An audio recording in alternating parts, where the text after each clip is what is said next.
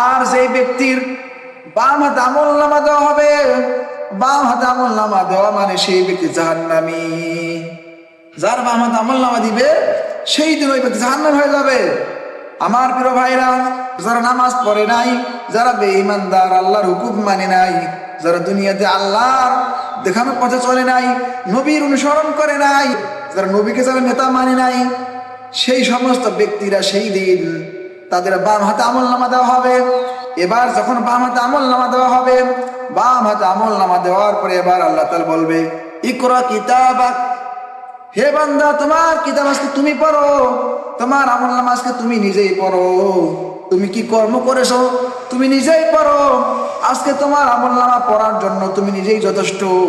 এবার এই বান্দা সেই দিন সেই আমলনামাটা খুলবেন, আমলনামা খোলার পরে দেখবেন এটা কেমন কিতাব রে, এটা কেমন কিতাব।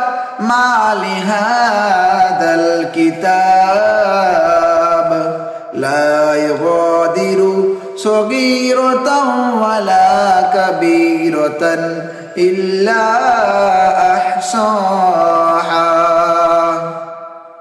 সেই দিন সেই ব্যক্তি বলবে এটা কেমন কিতাব রে, এটার মধ্যে তো দেখি ছোটটাও লেখা, এটার মধ্যে তো দেখি বড়টাও লেখা, দেখি যে এটার মধ্যে সব কিছু লেখা আছে, সব কিছু লেখা আছে, একটাও বাদ নাই। এবার সেই ব্যক্তি সেই দিন আল্লাহর সামনে বলবে, আল্লাহ আমি এতগুলো পাপ করি নাই, আমি এতগুলো অন্যায় করি নাই, বরং তোমার ফেরেশতারা এটা ভুল লিখেছে, এটা বেশি বেশি করে আমার নামে লিখে ফেলেছে।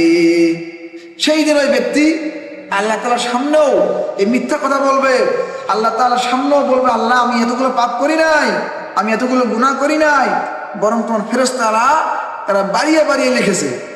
এবার আল্লাহ তাআলা বলেন, আল-ইয়াওমা নাখতিমু আলা আফওয়াহিহিম ওয়া তুকাল্লিমুনা আইদিহিম ওয়া তাশহাদু আরজুলুহুম বিমা কানু ইয়াকসিবুন। সেই দিন ওই ব্যক্তির জবানকে বন্ধ করে দেওয়া হবে, তার জবান একেবারে মোহর মেরে দেওয়া হবে, তার জবান দিয়ে আর কোনো কথা বলবে না। এবার হাত সাক্ষী দিবে, হাত বলবে, আল্লাহ এই হাত দিয়ে তোমার এই নাফরমান বান্দা এই পাপ কাজ করেছে, অমুক মানুষের জমিনের আইল ঠেলেছে, অমুক মানুষ অন্যায়ভাবে মেরেছে, এই হাত দিয়ে ঘুষের টাকা খেয়েছে, এই হাত দিয়ে বেগানা নারীর হাত ধরেছে, এই হাত দিয়ে তোমার বান্দা পাপ করে ফেলেছে। সেই দিন পা সাক্ষী দিবে, পা বলবে, আল্লাহ এই পা দিয়ে তোমার এই বান্দা খারাপ কাজের জন্য গিয়েছে, এই পা দিয়ে হেঁটে হেঁটে তোমার বান্দা এই গানের আড্ডায় গিয়েছে, এই পা দিয়ে হেঁটে হেঁটে তোমার বান্দা ওই খারাপ কাজে গিয়েছে। সেই দিন এই চোখ বলবে, আল্লাহ তোমার এই বান্দা এই চোখ দিয়ে অশ্লীল জিনিস দেখেছে, বেকার নারীর দিকে তাকিয়েছিল, খারাপ জিনিস দেখেছে, চোখ দিয়ে অনেক গুনাহ করে ফেলেছে। সেই দিন এই কান বলবে, আল্লাহ এই কান দিয়ে তোমার বান্দা গান শুনেছিল, হারাম মিউজিক শুনেছিল, তোমার বান্দা এই কান দিয়ে গীবত শুনেছিল। আমার প্রিয় ভাইরা, শরীরের প্রত্যেকটা অঙ্গ প্রত্যঙ্গ সেই দিন আপনার বিরুদ্ধে আমার বিরুদ্ধে আল্লাহর কাছে নালিশ করবে। সেই দিন বাঁচার কোনো উপায় থাকবে না, সেই দিন বাঁচার কোনো উপায় থাকবে না। সেই দিন আমাদের শরীরের প্রত্যেকটা অঙ্গ প্রত্যঙ্গ আমাদের বিরুদ্ধে সাক্ষী দিবে।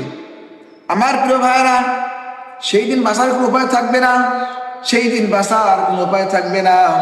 এবার ওই ব্যক্তিরা বলবে, আল্লাহ আরেকবার আমাদেরকে পৃথিবীতে পাঠান, আরেকবার আমাদেরকে পৃথিবীতে পাঠিয়ে দেন, আরেকবার আমাদেরকে পৃথিবীতে পাঠিয়ে দিলে এবার আমরা ভালো হয়ে যাব, এবার আমরা ভালো ভালো কাজ করব, এবার আমরা আপনার খাঁটি ইমানদার বান্দা হব, এবার আমরা আপনার পূর্ণাঙ্গ গোলামি করব।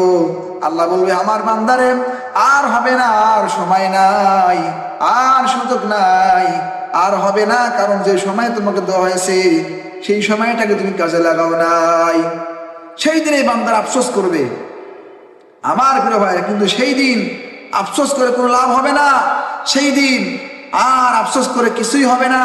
এজন্য এখন আমরা দুনিয়াতে বেঁচে আছি, এখনই আমাদেরকে বেশি বেশি করে আল্লাহ তাআলার হুকুমগুলোকে মানতে হবে, আমাদের নামাজ পড়তে হবে, আমাদের রোজা রাখতে হবে, আমাদের যাকাত দিতে হবে, আমাদের সামর্থ্য থাকলে আমাদেরকে হজ আদায় করতে হবে, আমাদের আল্লাহ তাআলার সমস্ত বিধানগুলোকে মানতে হবে, নবীর অনুসরণ করতে হবে। নবীকে আদর্শবান নেতা মানতে হবে, নবীর দেখানো পথে, আল্লাহর দেখানো পথে চলতে হবে। তাহলে পরে সেই দিন আল্লাহ তাআলা আমাদেরকে মাফ করে দিবেন, নচেত সেই দিন মাফ পাওয়া যাবে না। এজন্য আমার প্রিয় ভাইরা, আমরা যারা এখনো নবীকে অনুসরণ করি না, যারা আমরা নবীর দেখানো পথে চলি না, যারা আমরা এখন আল্লাহ তাআলার হুকুম মানি না, যারা আমরা এখন আল্লাহ তাআলার বিধান মানি না, আসলে আমরা এখন সময় আছে আমরা তওবা করে আমরা ভালো হয়ে যাই, তাহলে আল্লাহ রাব্বুল আলামিন আমাদেরকে ক্ষমা করে দিবেন।